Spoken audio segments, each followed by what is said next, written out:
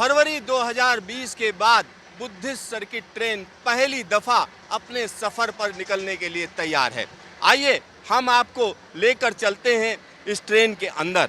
और यह ट्रेन जिसकी हम बात कर रहे हैं ये डीलक्स ट्रेन है। और यहाँ पर क्या क्या सुविधाएं हैं, किस तरीके की चीज़ें दी जाएंगी इसके अंदर, इन सब पर हम बात करेंगे। और यहाँ जिस जगह पर हम आपको लेकर आए हैं वो चलता फिरता रेस्टोरेंट है। यानी यह ट्रेन जब चलेगी तो यहाँ जो तीर्थयात्री या हम कह सकते हैं जो टूरिस्ट इसके अंदर ट्रेवल करेंगे वो इसमें उनको खाना पीना दिया जाएगा। और इस पर और ज़्यादा बातचीत करने के लिए हमारे साथ अच्युत सिंह जी हैं जो कि जॉइंट जनरल मैनेजर हैं आईआरसीटीसी में। आइए उन्हीं से बात करते हैं। अच्युत जी, अगर हम इस जर्नी की बात करें जिस पर आप लेकर जाएंगे, यानी भगवान बुद्ध के लिए जो रास्ते हैं उसी रास्ते पर जो है ट्रेवलर्स को लेके जा रहे हैं।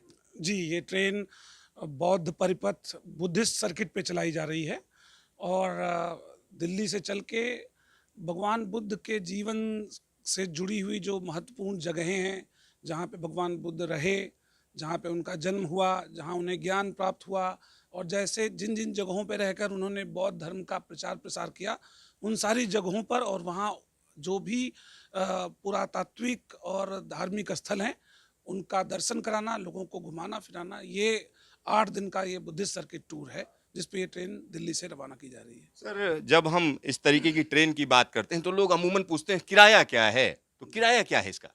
ये बुद्धिस्ट सर्किट पे ये जो ट्रेन जा रही है इसमें 2 अलग-अलग क्लास हैं। एक सेकंड एसी का है और एक फर्स्ट एसी का है। तो जो सेकंड एसी का किराया है वो 92,000 रुपीज़ पर पर्सन है और जो फर्स्ट एसी का किराया है वो 1,02,000 रुपये पर पर्सन किराया है इसका। तो बहुत से लोग कहेंगे क्योंकि कास्ट सेंसिटिव मार्केट है भारत की, अगर हम बात करें तो उनको लगेगा इतनी ज़्यादा कीमत, क्या दिखाएंगे? नहीं देखिए, भारतीय रेलवे में हर तरह की ट्रेनें चलती हैं, अलग अलग बजट की भी ट्रेनें हैं। ये भारत गौरव जो ट्रेनें चलाई जा रही हैं भारतीय रेलवे द्वारा, उसमें ये भारत गौरव डीलक्स एसी पर्यटक ट्रेन है। तो इसमें सुविधाओं का जो स्तर है वो भी उसी तरह का है।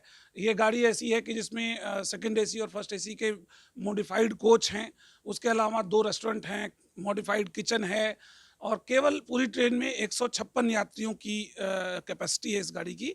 तो उस हिसाब से इसका किराया रिजनेबल है और लोगों को ये गाड़ी बहुत पसंद आ रही है।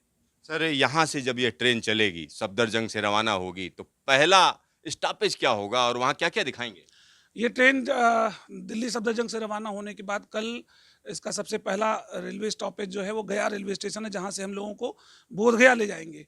बोधगया में लोग एक रात रुकेंगे। वहाँ पे बोधगया में महाबोधि मंदिर जो कि यूनेस्को की वर्ल्ड हेरिटेज साइट भी है वो दिखाएंगे, या उसके अलावा और भी बुद्धिस्ट साइट है वहाँ पे वो दिखाएंगे। और उसके बाद अगले दिन हम लोगों को नालंदा और राजगीर जो कि बौद्ध धर्म में बहुत ही प्रसिद्ध स्थल हैं, पुरातात्विक महत्व की बहुत सारी चीज़ें हैं वहाँ पे, तो वो दोनों दिखाएंगे। और फिर बोधगया से ये ट्रेन तीसरे दिन रवाना होगी, बनारस आएगी जहाँ पे सारनाथ और बनारस के घाट, गंगा आरती, ये सारी चीज़ें लोगों को दिखाई जाएंगी। तो सर, बनारस में सारनाथ में जहाँ पर भगवान बुद्ध ने पहला उपदेश दिया था, पहली दफ़ा लोगों के बीच में आए कि ये जो है बौद्ध धर्म की बात की जहाँ पर उन्होंने, तो वहाँ लोगों का कहीं न कहीं इंटरेस्ट रहता है। जब ये सारनाथ से आगे जाएगी या बनारस से आगे जाएगी, तो अगला स्टॉपेज क्या होगा? बनारस से चलने के बाद ये गाड़ी जाएगी नौतनवा, गोरखपुर से आगे नौतनवा जो कि भारत नेपाल का बॉर्डर है। फिर वहाँ से पर्यटकों को हम बसों द्वारा लुम्बिनी ले जाएंगे नेपाल के अंदर। लुम्बिनी में पर्यटक एक रात रुकेंगे, वहाँ लुम्बिनी में जो बौद्धिक साइट्स हैं वो दिखाएंगे। वहाँ पे रुकने के बाद अगले दिन फिर बसों द्वारा लोगों को लुम्बिनी से वापस इंडिया में हम ले आएंगे कुशीनगर। और कुशीनगर की जो भी जगह हैं वो दिखाने के बाद कुशीनगर से पैसेंजर्स को ले आएंगे गोरखपुर।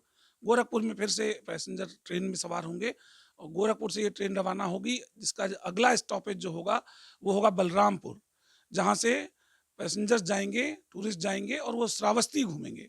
श्रावस्ती जहाँ पे अपने जीवन के बहुत ही महत्वपूर्ण साल भगवान बुद्ध ने बिताए थे, तो वहाँ पे बुद्ध की जीवन से जुड़ी हुई बहुत सारी साइट्स हैं वो दिखाएंगे।